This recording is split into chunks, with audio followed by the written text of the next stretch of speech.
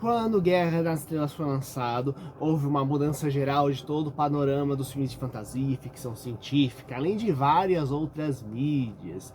Só que ocorre, a gente tem material lançado já na época do próprio Guerra nas Estrelas, tentando pegar e se aproveitar dos seus elementos para tentar fazer sucesso, aproveitando um mega sucesso, né? Lembrando que o filme não teve estreia mundial simultânea, coisa que é bem recente esse tipo de estrutura, né? E a gente teve na época lançamento primeiro nos Estados Unidos, pouco a pouco foi lançado ao longo de 2 anos nos outros países. E o que ocorre? O Japão, já em 1977 também, no mesmo ano do lançamento do Star Wars, já lançou um filme com certas influências de Star Wars dentro do seu material. E eu estou falando de Guerra no Espaço, feito pelos estúdios Toho, que é os mesmos estúdios do Godzilla. E para completar, o diretor dessa obra acabaria sendo o John Fukuda, que é simplesmente o mesmo responsável pelo filme dos anos 60 que eu comentei aqui, que é o Homem Elétrico. Pois é, um filme de super vilão de teletransporte, e que fazia parte, esse filme, O Homem Elétrico, de uma trilogia meio que de homens mutantes, né, criado pela Toho. E a Toho também tem outros materiais que eles fariam, né, porque nos anos 70 também, eles tentando pegar, trabalhar com certas influências internacionais, eles acabariam pegando, fazendo sua própria trilogia de vampiros, bebendo, não das tradições diretamente japonesas, mas reinterpretando justamente o conceito de vampiro ocidental e inglês, e se inspirando nas produções dos estúdios Hammers, que eram ingleses de terror. Então olha só esse contexto legal que a gente tem, galera. Eu sou o Luiz, bem-vindo ao Monstros e Aventuras, você está no Sexta-feira Sinistra, onde falaremos justamente de guerra no espaço. E do que se trata, Tama? Aqui nós temos uma série de fenômenos climáticos péssimos para a humanidade que começam a ocorrer, e que você descobre que são causados, na verdade, por alienígenas que estão em Vênus. Então temos toda uma missão para poder pegar e atacar os alienígenas. Só que temos um problema, que esses alienígenas se disfarçam de humanos para poder pegar e realizar missões de sabotagem. O que é interessante é que pela descrição já dá pra ver que ele não é simplesmente um copiar e colar do Star Wars. Ele tem realmente o seu ritmo próprio. Em primeiro lugar, ele pega já um outro conceito norte-americano, um conceito ocidental, com essa coisa da paranoia de você não poder confiar nas pessoas, porque qualquer um pode ser um espião ou um alien disfarçado. E talvez um dos mais exemplos clássicos disso seja justamente o Invasores de Corpos, né? Grande clássico, que é um dos vários filmes do tipo que tivemos nos Estados Unidos, falando justamente dessa paranoia, que é reflexo em parte da paranoia da Guerra Fria. Mesmo essa ideia dos discos voadores vindo em massa atacar a gente, é muito daquele conceito bem bélico, colonialista, do qual qualquer força alienígena estrangeira que seja mais forte do que a gente, tá vindo para pegar e esmagar a gente de alguma forma. E que, diga-se de passagem, na verdade é receio do pessoal fazer exatamente o que eles fizeram nos outros, né? Então, e aqui no Japão é interessante que temos parte desse conceito, só que o que acontece? Aqui é bem interessante porque nós não temos simplesmente a invasão de um país. O conceito é que a invasão é global, e que nós temos um cientista muito importante que é japonês, que é responsável por projetar a nave espacial. Só que só temos, na verdade, a humanidade inteira unida para se proteger e se estruturar contra o ataque dos aliens, né? É uma coisa bem tipo, a gente só consegue ir para frente e ter desenvolvimento tecnológico se a gente pegar e justamente resolver nossos problemas internos para conseguir lutar contra essas forças. E entre essas forças temos justamente catástrofes meteorológicas que existem desde sempre. Temos locais com furacões, tsunamis, grandes catástrofes, né? Nós temos megavulcões que quando explodem, a gente tem que lembrar do ano sem verão lá do final do século XVIII para o XIX, né? Hoje a gente teve basicamente um ano de trevas sobre toda a Europa por causa justamente de um vulcão que estourou. Então existem mega ameaças externas das forças da natureza em cima da gente, né? E só vai conseguir se resolver essas coisas e problemas normais como grandes epidemias se a gente pegar e se unir. Isso vem tudo de um contexto cinematográfico anterior, feito pelo Ishiro Honda, que é o criador do Godzilla. Esse filme, ele é considerado o terceiro de uma trilogia, no sentido de uma trilogia temática, mas que daria até, assim, sem fazer grandes mudanças, daria até para considerar eles quase, assim, se alguém dissesse jogar assim, ó, são todos dentro do mesmo universo, faria até sentido. Por quê? Porque o primeiro desses filmes foi o Bárbaros Invadem a Terra, onde eu inclusive já comentei dele aqui no canal, nós temos justamente novamente, mudança climática causada pelos aliens, só que esses aliens, na verdade, eles são sobreviventes de uma mega guerra nuclear que eles tiveram, vieram para a Terra e estão usando o super conhecimento nuclear deles para causar catástrofes globais, para tentar, em troca de dominar o mundo e recolonizar o nosso planeta, né? E o que ocorre é que a gente tem uma série de brigas entre nações que só prejudicam entre si para conseguir se defender dos aliens, e eles só conseguem criar ou a humanidade só consegue criar super tecnologias e estratégias úteis contra os ETs quando eles passam a se unir, independente de suas ideologias e coisas do tipo. Lembrando que a gente estava na época da Guerra Fria, né? Então a ideia é que Ocidente, Oriente, União Soviética, Estados Unidos, todos unidos para pegar e lutar contra os grandes males da humanidade.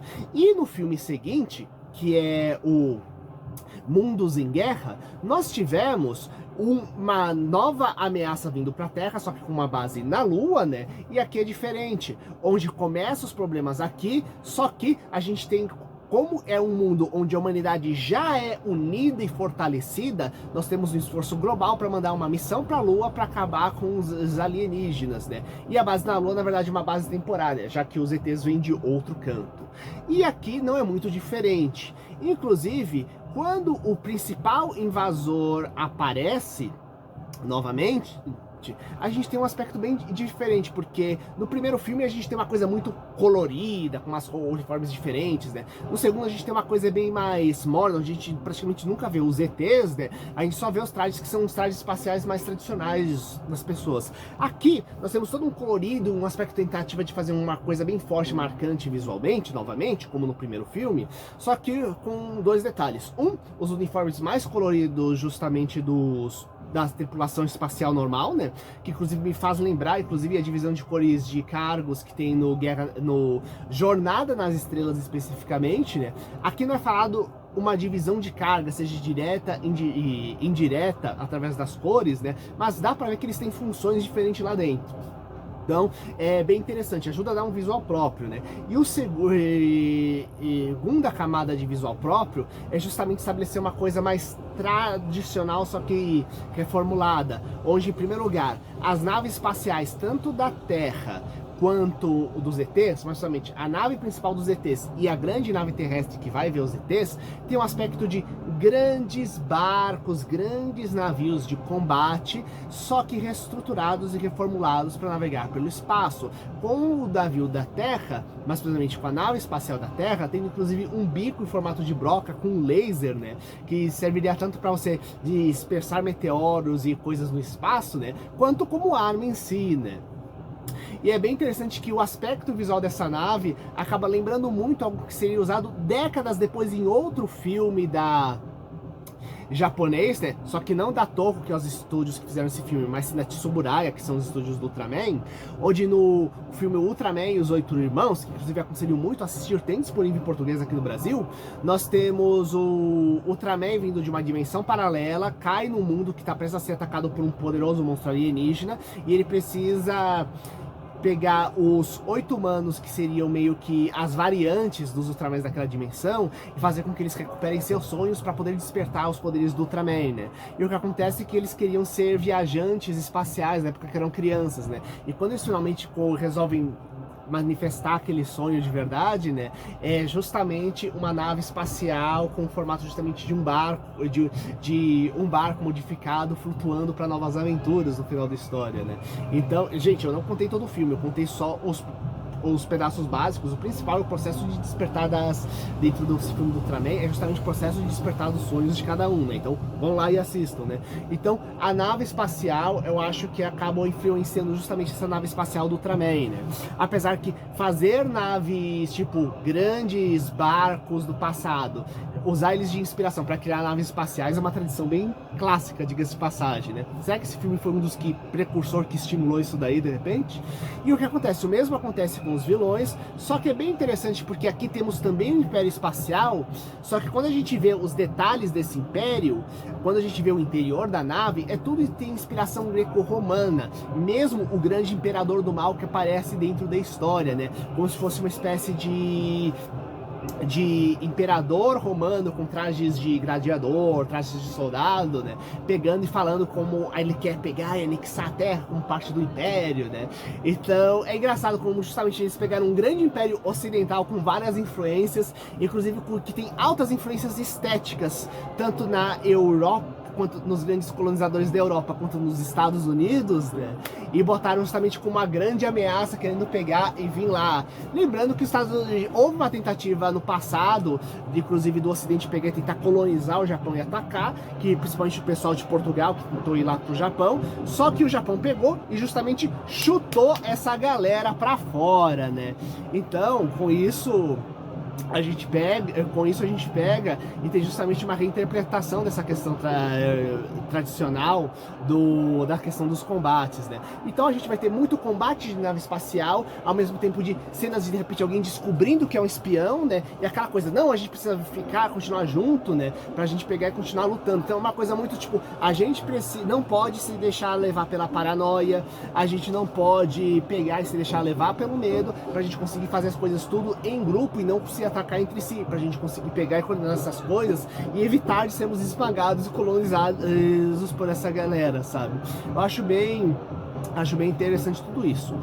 E quando a gente pega e vê como Star Wars mudou as coisas, a gente tem que ver, inclusive, um pouquinho das origens do próprio Star Wars, porque é o seguinte, estamos falando do Guerra no Espaço, que pega influências de Star Wars para criar algumas coisas, tipo a questão da guerra espacial, da questão do grande império do mal, etc. Tentar dar um tom mais colorido e épico para a história. Só que o que ocorre, nós tivemos o Star Wars, o Guerra nas Estrelas, pegando muita influência também de filmes de samurai do Japão, como falado pelo próprio George Lucas. E sendo que um filme, inclusive, que recomendo é o filme japonês do Akira Kurosawa de samurais, que é o Fortaleza Escondida, onde vemos e ouvimos justamente a influência que esse filme causou em Star Wars, onde temos uma trilha sonora muito próxima, dois personagens de comédia que pegam e são inspiração diretamente pro R2-D2 e pro C3PO de Guerra nas Estrelas, um guerreiro samurai que é o último do seu clã, tendo que defender a princesa, que é a última sobrevivente também da sua família real, para cruzar toda uma área, um poderoso guerreiro de armadura escura, que depois pega e tem inclusive uma cicatriz na face, sabe? Então tem muitos elementos que influenciam toda a estrutura da trilogia dentro desse filme. Inclusive, como eu disse, né, a obra do Akira Kurosawa como um todo é muito influente dentro do próprio George Lucas, que chegou inclusive até patrocinar filme futuro do Akira Kurosawa para poder pegar e retribuir, entre as partes, tanta influência que pegou e teve no seu cinema. E quando a gente pega o Guerra nas Estrelas como um todo, a ideia não é simplesmente uma fantasia épica, espacial, feita com capricho, que até o momento, filmes de ficção científica raramente eram feitos com alto orçamento. O mega sucesso do Planeta dos Macacos e o sucesso do 2001, Uma Odisseia no Espaço, foram duas obras que pegaram no Ocidente e ajudaram a liberar mais investimento em cima de ficção científica, que era uma coisa muito mais experimental nos anos 60 e 70, nos anos 80 e 90 foi muito mais financiar e consolidar aquilo que tinha dado certo nesse gênero, na verdade, né? E Star Wars é justamente aquele ponto de transição que ajuda a trazer essa linha para o cinema de alto orçamento, além de influenciar várias produções. Sendo que temos uma coisa importante, se você gosta de cinema de ficção científica e fantasia ocidental dos anos 80, só existe em parte por causa de uma coisa que foi derivada diretamente de Star Wars. George Lucas, para criar todos aqueles efeitos, teve que pegar e criar uma empresa própria para gerar toda uma nova linha de efeitos especiais capaz de dar materialidade para as ideias que ele tinha em Guerra nas Estrelas. Ideias que eram tantos que lá no final dos anos 90, depois ele usaria a computação gráfica para acrescentar detalhes a mais de coisas que ele queria nos filmes originais, relançando a trilogia clássica justamente com esses efeitos. Então, essa empresa que é a Light and Magic, ela pegou e fez esses efeitos especiais do Guerra nas Estrelas, e em seguida ela seria responsável por fazer de vários filmes de fantasia mais pra frente no Ocidente. Então, além de ficção científica, então foi uma das grandes consolidadoras disso. Não existe fantasia, não existe ficção cinematográfica dos anos 80 como a gente conhece na parte de fantasia, ficção científica e aventura, sem a Light Magic, que é justamente criada para existir Star Wars. Além disso, Star Wars teve um monte de derivados, influências e tudo mais, graças em parte a todo o sucesso da trilogia que ele fez. Então, pensem só, o Guerra no Espaço, ele não é só um filme que ele é inspirado em Guerra nas Estrelas. Estamos falando de um filme inspirado em Guerra das Estrelas, quando a tecnologia que criou ele era exclusivo da Lucasfilmes, quando a trilogia completa ainda não tinha sido lançada, e quando ainda era uma coisa ainda muito experimental, todo o cinema de ficção científica, sabe? Afinal, tinha muito aquela coisa. No início do cinema falado, aquilo que dava grana era musical. Posteriormente, tivemos toda a leva de filmes de desastres. Mas aquilo que era considerado mais cinema mesmo, era filme de drama. O que ia um pouco mais, para às vezes, para as comédias, para o romance, né? Ficção científica e fantasia ainda era um gênero muito menor, dependendo aquilo que você mexesse, sabe? Então a gente tem que ver justamente esse triunfo que tem o Guerra Espacial sobre isso. E ainda por cima, uma coisa importante, Guerra nas Estrelas influenciou o cinema japonês ainda em outras áreas, mas não tanto, não apenas o cinema, mas se a gente pegar também a questão de televisão, a série dos Policiais do Espaço, começando pelo Policial do Espaço Gaban, existe em parte para pegar o mega sucesso dos anos 80, que tinha justamente Guerra nas Estrelas. E quando é concluída essa trilogia dos Policiais do Espaço, que é Gaban, Charivan e Scheider, todos passaram no Brasil, nós temos a mesma equipe fazendo Jaspion. E a influência é tão nítida de Guerra nas Estrelas, no Jaspion, que o vilão principal, o Satan Ghost, é inspirado diretamente, a parte visual, diretamente no Darth Vader, né? Tipo, ele tem duas formas, o vilão Satan Ghost, uma que é toda de um guerreiro meio robótico, de armadura gigante, que é inspirado, como eu disse, muito da Darth Vader, né? E a segunda forma que é uma coisa muito mais monstruosa, mutante, Lovecraftiana, de horror cósmico, né? Então, a gente vê isso. E mais um detalhe, quando a gente pega a série sucessora de Jaspion, que é Spilvan, o que acontece? Spilvan, em primeiro lugar, tem um design bem semelhante de Jaspion, né? Mas, mais do que isso, em Spilvan nós temos um sabre de luz duplo, coisa que só apareceria anos e anos depois em Star Wars, quando o Darth Maul aparece lá em 99, se não me engano, no Ameaça Fantasma, né? Então, a gente, de um lado, a gente tem realmente Star Wars sendo responsável por toda uma linha mega espacial que tivemos, justamente seriados japoneses de super-herói que vieram aqui para o Brasil, que a gente ama, mas também a gente tem, digamos, passagem algumas coisas que aparecem primeiro nas produções japonesas, antes de pegar e serem utilizadas também na franquia de Guerra nas Estrelas, né? Sendo que essa influência, como eu disse, vai para outras coisas. Quando a gente assiste, por exemplo, o seriado Kamen Rider, a continuação de Kamen Rider, que é Kamen Rider Black RX, um dos meus seriados favoritos, diga-se de passagem, o que ocorre? A gente também tem o nosso guerreiro mutante influência de Guerra nas Estrelas, inclusive sendo justamente um grande império galáctico que vai atacar a Terra. Quando ele adquire uma nova forma, ele pega e ganha um sabre de luz para poder pegar e lutar contra as forças do mal, sabe?